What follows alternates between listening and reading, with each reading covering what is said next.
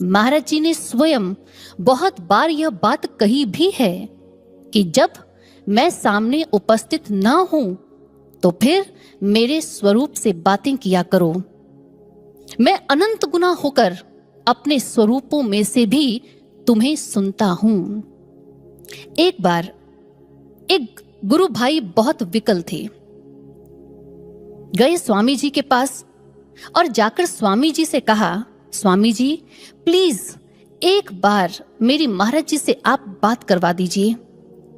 मैं बहुत बड़ी समस्या में हूं और इस समस्या का समाधान मुझे मात्र केवल महाराज जी ही दे सकते हैं। उन गुरु भाई के समस्या को समझते और देखते हुए स्वामी जी गए महाराज जी के कक्ष में, जाकर महाराज जी को सारी बात बता दी। महाराज जी ने उन स्वामी जी से पूछा, क्या उसके घर में हमारा कोई स्वरूप नहीं है? स्वामी जी ने कहा, महाराज जी मैं अभी पूछ कर आता हूं।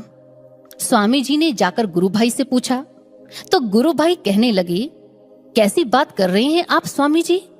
महाराज जी तो हमारे भगवान हैं। यदि हमारे घर में उनके स्वरूप नहीं होंगे तो फिर किसके होंगे? हमारे घर में महाराज जी का एक नहीं कितने ही स्वरूप हैं। स्वामी जी ने उन गुरु भाई की बात को जाकर पुनः महाराज जी को बता दिया। अब जैसे ही महाराज जी ने गुरु भाई की उस बात को सुना तो जानते हैं गुरु भाइयों और बहनों महाराज जी क्या बोले? महाराज जी ने कहा, उन स्वरूपों के होने का क्या लाभ? उसने तो उनको मात्र केवल एक फोटो ही समझ लिया ना।